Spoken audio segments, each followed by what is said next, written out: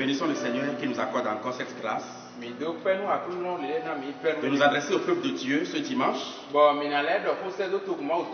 allons ensemble nous incliner dans la prière. Seigneur, nous te disons merci. Gloire et honneur à toi. Nous sommes encore devant ta face, Père. Et comme le jeune Samuel nous voulons dire, parle éternel car ton serviteur écoute. Parle à nos cœurs ce matin. Que ta parole atteigne le but pour lequel toi tu l'as envoyé. Merci Papa pour ta présence. Au nom de Jésus-Christ de Nazareth. Amen. Amen. Ce dimanche est le 3e que nous faisons dans nos maisons. Sans nous rendre dans l'église bâtiment. Et je sais que le suffrage que nous sommes en train de traverser actuellement, ça amène certaines personnes à s'approcher davantage de Dieu.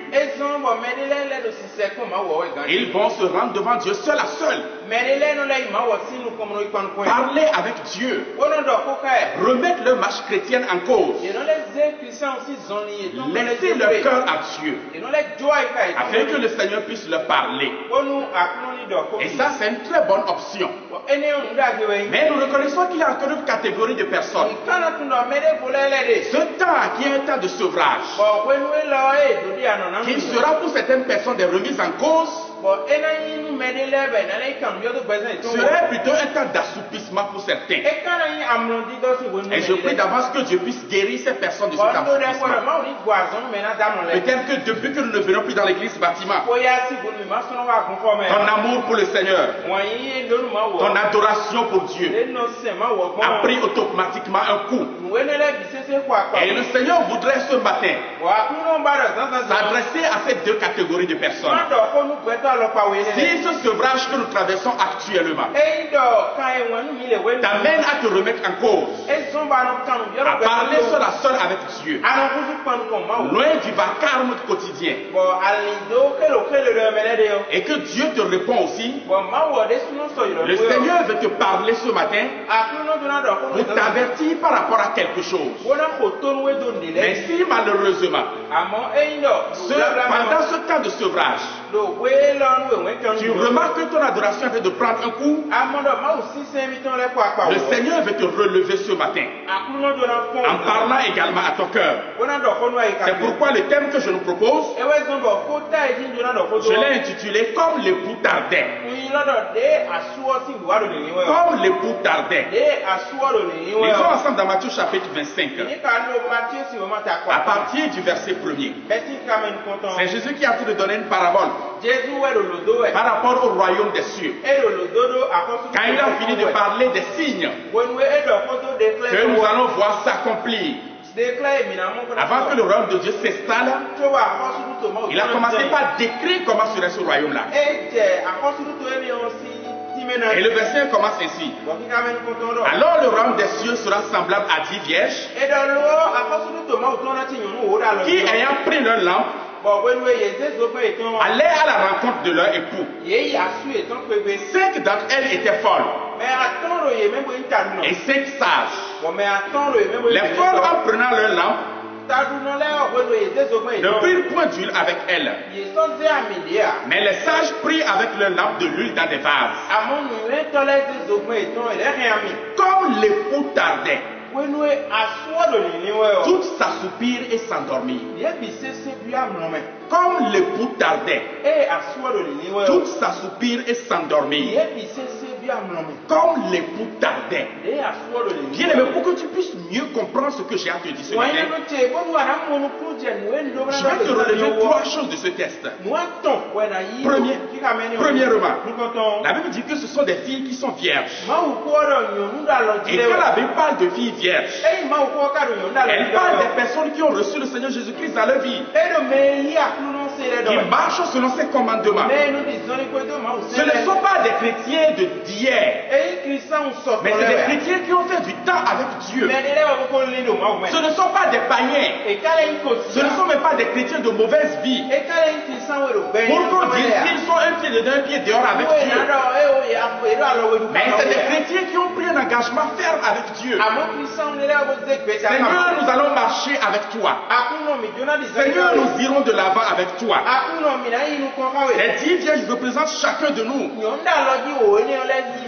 qui avons reçu le Seigneur Jésus-Christ dans notre vie, qui avons pris l'engagement de marcher avec lui jusqu'au bout. Quel que soit ce qui se passera, ce sont des chrétiens qui marchent en nouveauté de vie avec le Seigneur et qui menaient une vie de sainteté et de sanctification. Même quand on parle de vierges qui sont folles, elles ne sont pas folles parce qu'elles sont dans l'impudicité. Elles ne sont pas folles parce qu'elles sont dans la corruption. La folie est ailleurs. Mais au départ, ce sont des chrétiens bien engagés pour Dieu. La Bible dit ensuite que leur lampe était allumée. Une lampe allumée symbolise le zèle pour le travail de Dieu. Elle symbolise également le discernement qu'elles ont. Elles savaient discerner les choses. D'ailleurs, à cause de la lampe allumée qui est le discernement, elles ont pu discerner le temps de l'époux qui arrivait déjà. C'est la caractéristique des chrétiens qui marchent avec l'esprit. Comme les chrétiens de la galaxie, à qui l'apôtre Paul a dit, vous avez commencé avec l'esprit. C'est le genre de chrétien qui au début de sa foi et pendant longtemps, l'esprit de Dieu se manifeste en eux. Peut-être es-tu comme ces vierges-là qui au début de la foi, l'esprit se manifestait en toi. C'est le signe de la lampe qui est allumée, le signe du discernement spirituel. Elle savait calculer les temps. Ça, c'est le temps de l'arrivée de l'époux. Il faut aller alors rencontrer l'époux. La Bible dit qu'elles avaient de l'huile dans leur lampe. L'huile est le symbole du Saint-Esprit. Ces 10 vierges ont tout fait pour garder le Saint-Esprit. Elles connaissaient l'importance du Saint-Esprit. Ce n'est pas des chrétiens qui méprisaient l'Esprit. Ce n'est pas des chrétiens qui méprisaient les prophéties. Mais elles savent qui est l'esprit. Elles reconnaissent les dons spirituels. C'est pourquoi la Bible dit qu'elles avaient de l'huile dans la lampe. Et il y a même d'autres qui avaient de l'huile en réserve. Seulement, qu'est-ce qui est arrivé à ces filles-là? Et c'est ici, je voudrais que tu m'écoutes très bien. Elle dit que lorsque l'époux tardait, comme l'époux ne venait pas, selon le temps qu'elles se sont fixées, quand on dit que l'époux est en train de tarder, on nous parle du temps. Le temps qui est déjà assez long pour elles. Elles avaient attendu l'époux pour un temps. Leurs calculs se sont dit à tel moment donné, tel qu'on l'a promis, tel que l'époux lui-même l'a dit, il devait revenir à tel moment. Mais la Bible dit que quand ce moment-là était passé, et qu'elles ne voyaient pas l'époux, elles se sont toutes assoupies. Quand on nous parle du temps, on nous parle également des circonstances, des choses qui peuvent arriver. Mais si le temps n'est pas long, les événements qui sont arrivés, les situations qui sont arrivées, et qui a amené l'assoupissement dans la vie de ces chrétiens-là. Dites-moi maintenant, bien-aimés dans le Seigneur, est-ce que ces chrétiens ne sont pas exactement comme nous aujourd'hui? Ou plutôt ne sommes-nous pas comme ces 10 vierges-là? Aujourd'hui également, le temps est en train de partir. Nous avons eu au début des conversions qui sont brillantes. J'ai connu des chrétiens au début de leur foi. Ils bouillonnaient pour Dieu. Leur vie était remplie de témoignages, de la manifestation de Dieu. Eux-mêmes, ils peuvent vous le dire. Quand je me suis converti, quand je prie pour un malade, il guérissait instantanément.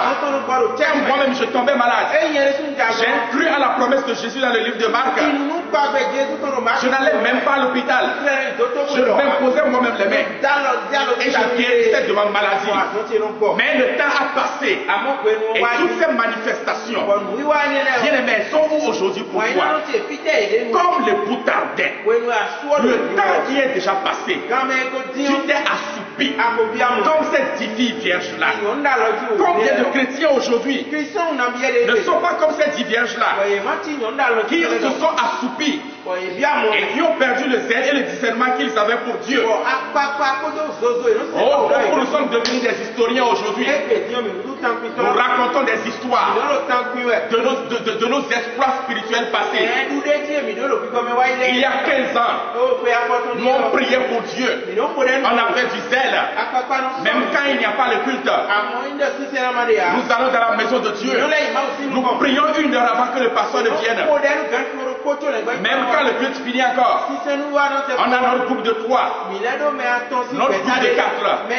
Nous restions là et nous prions personnellement. Je me rappelle ce moment-là. Il y a quelques années encore, quand on dit semaine d'emphase spirituelle, semaine de réveil spirituel, et qu'on parle du Saint-Esprit, il y avait toujours des gens qui venaient avant que la séance ne commence, qui imploraient Dieu.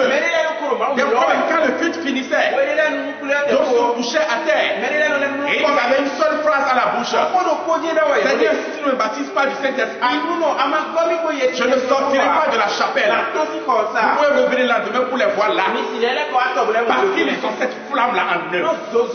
La lampe est allumée en eux et la lampe est en train de travailler. Mais aujourd'hui, le temps est passé, l'époux est en train de tarder. Et ce qu'on devrait faire, ce qu'on devrait dire, ce zèle a disparu. Le discernement a disparu. Les dons spirituels se sont assoupis en nous. Frères, sœurs, Péniel et Sion, laisse-moi te parler personnellement. Te rappelles-tu ces moments-là où avant que tu ne viennes à l'église, le Seigneur te révélait déjà ce qu'il a dit? Quand tu viens dans la maison de Dieu, tu peux témoigner sincèrement toi-même que le Seigneur t'avait déjà parlé de ce qui serait dit. Et tu le dis. Des fois même, tu vas même jusqu'à préciser le passage biblique. Mais aujourd'hui, ce discernement, cette parole de connaissance, cette parole de sagesse, c'est passé par où? Le zèle que tu avais pour le service auparavant. Quand tu ne travailles pas pour Dieu, tu n'es pas à l'aise. Quand tu ne pries pas, tu n'es pas à l'aise. Même si tu fais des heures dans la prière, c'est comme si tu n'as encore rien fait. L'époux a tardé. Et aujourd'hui, cela a fini. Tu t'es assoupi. Beaucoup ont pris d'engagement. Comme ces 10 filles vierges, la Bible dit qu'elles ont quitté chez elles. C'est un engagement qu'elles ont eu à prendre. Elles ont eu le discernement dans le temps. Parce que la lampe est allumée. Elles savaient que l'époux venait. Elles ont quitté chez elles pour aller se mettre quelque part. Et elles attendaient l'époux. Un engagement ferme de suivre Dieu. Où est ton engagement aujourd'hui? Seigneur, je ferai telle chose pour toi. Je marcherai avec toi jusqu'au bout. Quelle que soit la pluie et la tempête, je prêcherai ton évangile. Je rendrai tel ministère dans ta maison. Seulement le temps est passé. Le temps est passé. Et l'époux a tardé à venir. Et tu as commencé par t'assoupir. Le temps représente aussi les circonstances que l'on peut traverser à un moment donné. Les circonstances que nous traversons maintenant, dans le monde entier, et également dans notre pays, et surtout par rapport à ça, je voudrais attirer notre attention. Où les choses sont aujourd'hui restreintes. Les bâtiments des églises sont fermés. Les chapelles n'ouvrent plus. C'est l'époux qui est en train de tarder ainsi. Parce que c'est un temps. Mais lorsque ce temps-là arrive, si tu ne fais pas attention, tu peux perdre certaines bonnes habitudes que tu avais auparavant. Parce que la chaleur de la communion fraternelle qui te poussait à avoir cette habitude-là, cette chaleur-là, tu ne la trouves plus. Je pleure aujourd'hui pour certains chrétiens qui, depuis qu'on a dit que l'église bâtiment a fermé, ils ont commencé par s'adonner à certaines habitudes. Ils ont commencé par se donner à certains mauvais penchants. Ils ont commencé par mettre la main dans certaines certaines choses. Parce qu'avant, ils avaient abandonné ça. Ils ne faisaient plus ces choses-là. Parce qu'ils se disaient, si je me mets dans ça là, je ne peux plus venir à l'église le dimanche. Je ne peux plus venir chanter le dimanche. Je ne peux plus venir enseigner le dimanche. Toi qui avais déjà laissé la boisson, pourquoi depuis 3 semaines déjà, tu es encore retourné à l'ivrognerie? Avant tu l'avais arrêté. Tu avais cessé ça. Parce que tu créais la présence de Dieu. Aujourd'hui l'époux tardait. Et tu ne viens plus dans cette présence de Dieu. Dans le bâtiment. Mais je t'informe que même dans ta maison, la présence de Dieu est là. Ne t'assoupis pas, bien-aimé dans le Seigneur. Le temps qui est en train de passer actuellement, combien de jeunes filles, combien de jeunes hommes se sont plongés dans l'impudicité qu'ils avaient arrêté auparavant parce qu'ils avaient peur. Si je viens à l'église et que je plonge dans l'impudicité, je plonge dans n'importe quoi, et si Dieu révélait cela au pasteur, ils ont peur. Bien-aimé dans le Seigneur, je te parle ce matin. Les poutardes selon nous, comme les poutardes, le temps, les circonstances ont fait que tu as perdu les bonnes habitudes. Le pli que tu avais pour la prière auparavant, le pli que tu avais pour l'intercession auparavant, tu as abandonné ça là. Parce que selon toi, le pouls a commencé par tarder. Le vieil homme a commencé par ressortir en toi. Toi qui te maîtrisais auparavant. Mais où est passée cette maîtrise de soi? Et tu réponds maintenant n'importe comment. La bagarre a encore recommencé. Dans le foyer, les choses ont encore recommencé. Les dissensions, les querelles, les disputes ont encore recommencé. Pourtant, tu avais arrêté ça. Parce que tu savais que tu venais chaque fois dans la maison de Dieu. Ce problème-là se pose quelquefois. Lorsque notre sanctification et notre sainteté, nous lions cela ce que nous faisons pour Dieu. Et non à la crainte que nous devrions avoir pour Dieu. Et voilà que tu ne fais plus quelque chose dans la maison de Dieu. Cette sanctification est en train de disparaître. La sainteté est en train de disparaître. Bien-aimé, tu es en train de t'assoupir ainsi. Mais réveille-toi de ton sommeil. La Bible dit, toi qui dors, réveille-toi de ton sommeil. Je te lance un appel ce matin. Qu'est-ce qui revient encore dans ta vie?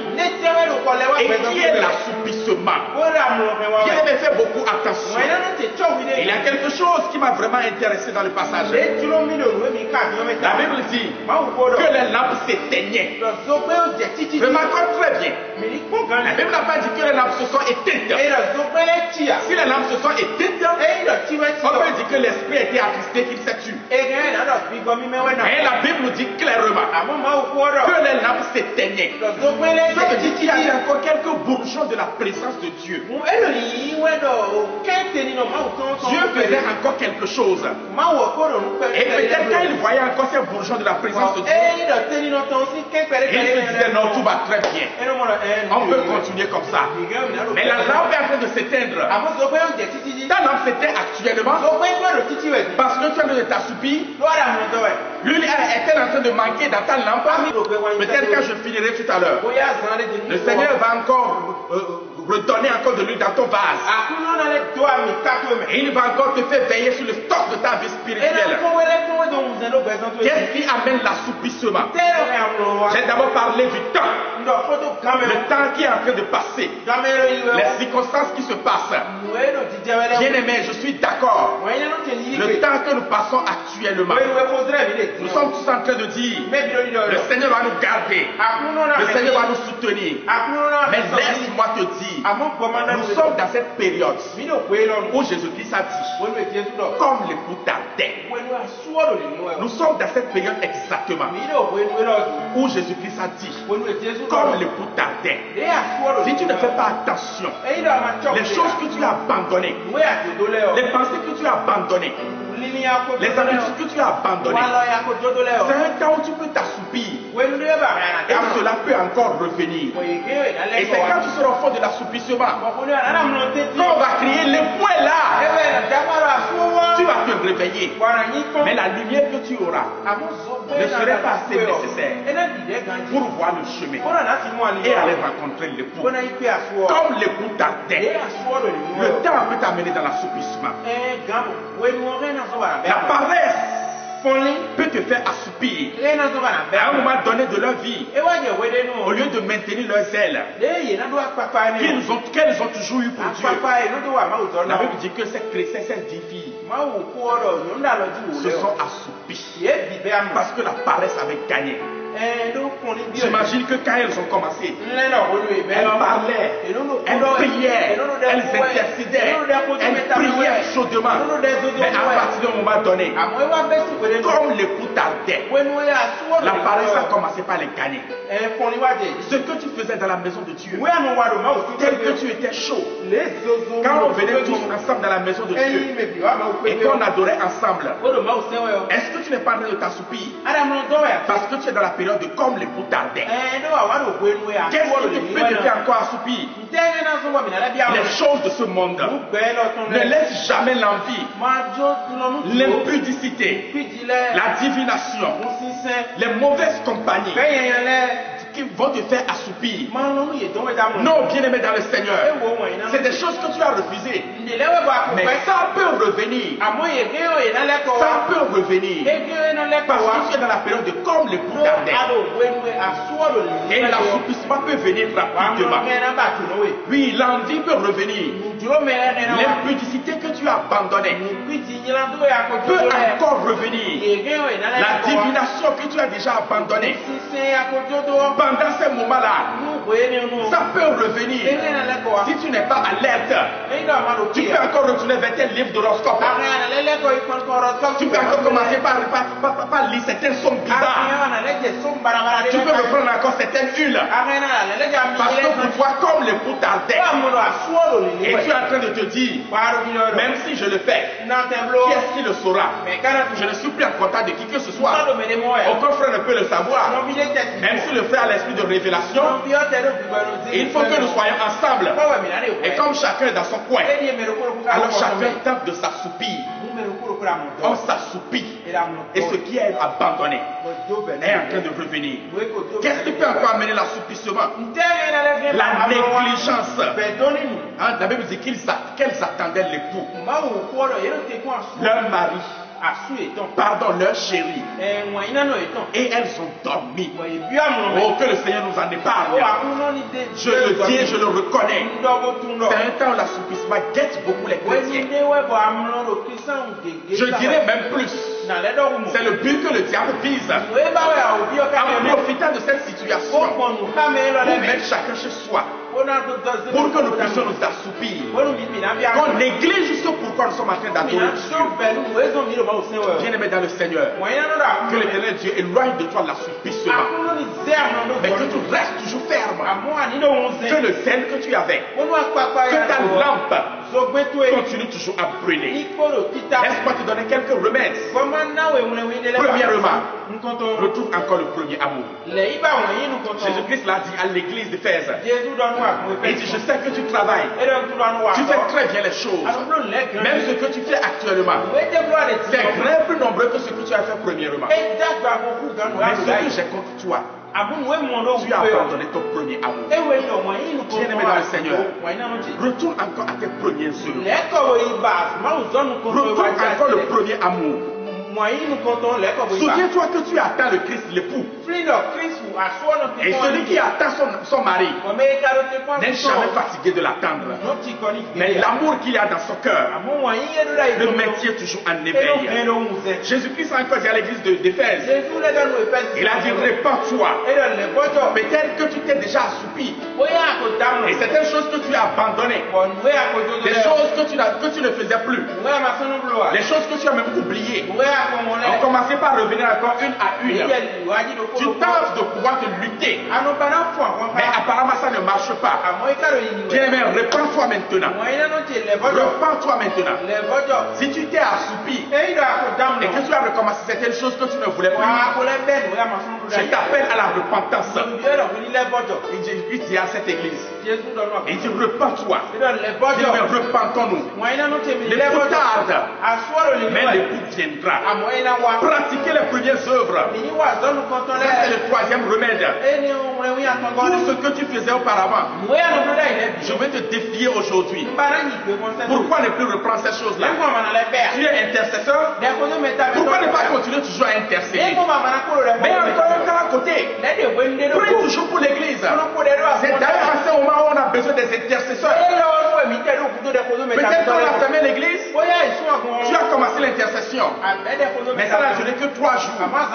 Parce que tu ne viens plus en communion avec les autres. Ça, c'est l'assouplissement. Retrouve encore tes premières œuvres. Tu es choriste. Tu es dans le groupe de chant. Tu n'as pas besoin d'un grand nombre. Même toi seul, c'est suffisant. Lève-toi le matin. Fais ta chorale. Fais ton adoration. Fais ta louange. Tout ce que tu faisais, n'attends pas le nombre. Si tu peux le faire seul, fais le seul. Quatrième remède, veille sur ta lampe pour qu'elle soit toujours allumée. C'est-à-dire la parole et la prière.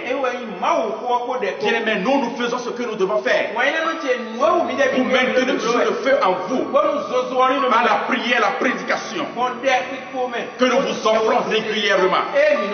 Mais au-delà de tout ça là, bien-aimé, ta vie de prière personnelle, bénis ta vie de prière personnelle, ta vie de veillée nocturne seule avec Dieu, ta vie de jeûne prière. Bien-aimé, continue encore, redouble encore d'efforts. Nous sommes actuellement dans la période où le coup tarde. Mais ça ne veut pas dire que le coup ne viendra pas. Allume toujours la lampe de la parole de Dieu. Ezra a dit, ta parole est une lampe à mes pieds et une lumière sur mon sentier. Allume cette lampe-là. Dernier remède. Il y a plusieurs, mais le dernier que je te propose ce matin. Soutenons-nous réciproquement. Pour ceux qui m'ont suivi le mercredi, quand je parlais des attitudes chrétiennes, en cette période de cette pandémie, une des attitudes, c'est ce que le plutôt hébreu a dit. Soutenons-nous réciproquement. Pourquoi ne pas prendre 5 minutes par jour pour prier pour un frère ou bien pour une soeur que tu ne vois plus? Pour prier pour l'église dans son ensemble. Pour prier pour les dirigeants. Pourquoi ne pas appeler 2 ou 3 frères régulièrement au téléphone pour l'encourager, pour avoir de ces nouvelles? Et si je rencontre un frère ou une soeur, pourquoi ne pas prier avec lui avant que nous ne puissions nous séparer? L'époux tardait, mais ça ne veut pas dire que le coup ne viendra plus. L'époux va venir. Ne te laisse pas gagner par l'assouplissement. Et que je vais finir par cette histoire d'un couple. Un jour, le mari est revenu du boulot. Et quand il est revenu, comme d'habitude, la femme a dressé la table. Une table qui était très bien garnie. Et quand l'époux s'est assis pour manger, l'histoire raconte qu'à peine il a pris la première bouchée, qu'il a vu sa femme sortir de la chambre avec une torche en plein midi. Et la femme était en train de promener la torche. La femme promenait la torche. La femme soulevait les meubles, regardait sous les meubles, demandait à son mari de bouger ses pieds. Elle savait même les plats. Le mari disait, mais qu'est-ce que tu as, la femme? La femme ne disait rien. Il dit, mais tu deviens folle, madame. La femme ne disait rien. Et à un moment donné, la femme a commencé par pleurer. Le mari ne s'en revenait pas. Mais qu'est-ce qui se passe avec mon épouse? Et il forçait la femme à parler. Il dit, mais tu cherches quoi, ma femme? Et dans les pleurs et les larmes, la femme l'a regardé. Et la femme a dit, je cherche le premier amour que tu m'avais donné. J'ai vu que c'est perdu. Tu as dormi dans les sentiments. Tu t'es assoupi. Et je ne comprends plus rien. C'est le premier amour que je suis en train de chercher. Bien-aimé, je veux te lancer un appel. Comme l'écoute tardait. Si le Seigneur venait dans ta maison aujourd'hui, cherchera-t-il le premier amour? Ou bien il va te féliciter pour dire bon et fidèle serviteur. Prends le choix de ton maître. Que le Seigneur te bénisse. Qu'il te garde en éveil. Qu'il te garde en éveil. Et qu'il te garde encore en éveil. Sois béni, bien-aimé dans le Seigneur. Amen, amen. Amen.